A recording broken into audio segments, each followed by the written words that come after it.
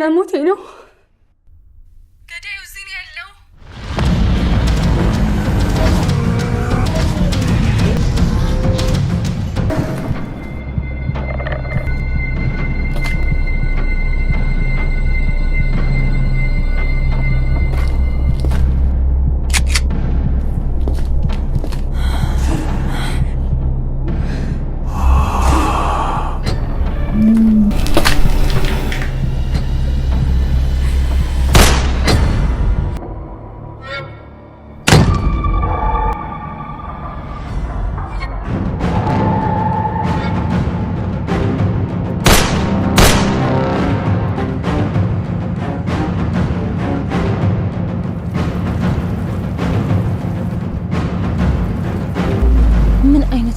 ሰው ነው።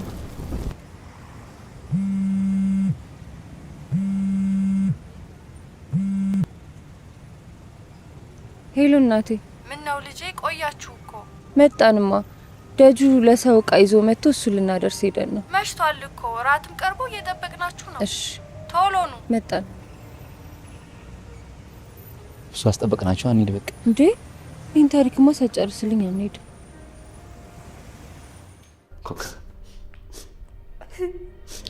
ይህንን ቃል በድጋሚ ላንቺ ማለት ቢከብደኝም ነገር ግን አሁን ቢሆን የምትረጋግጥ 3 ጓደኞቼን ነው በማላውቀው ሰው ተገለጧቸው።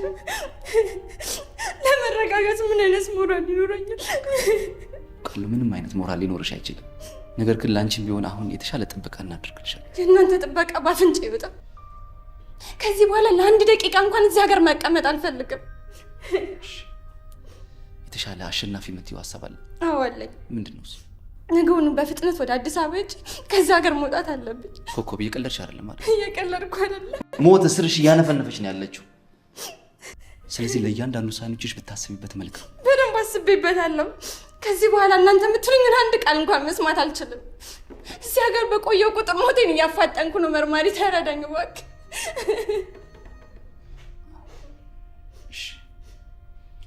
አዲስ አበባ ሄደሽም ቢሆን የውጭው ፕሮሰስ እስኪያልቅ ድረስ አስፈላጊው ጥበቃ እንዳይቋረጥ አድርጋ። በጣም አመሰግናለሁ መርማሪ፣ ግን መፍጠን አለብኝ። አለበለዚያ እዚህ ሀገር በቆየው ቁጥር ሞቴን እያፋጠንኩ ነው። እባክህ ተረዳኝ።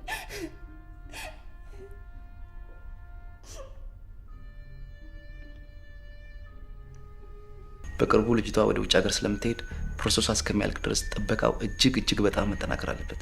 ለሱ ስጋት አይግባ። አዲስ አበባ ፖሊስ መምሪያ ከሚገኙ አባሎቻችን ጋር በመነጋገር ጥበቃውን የበለጠ እናጠናክረዋል። በጣም አመሰግናለሁ ኮማንደር።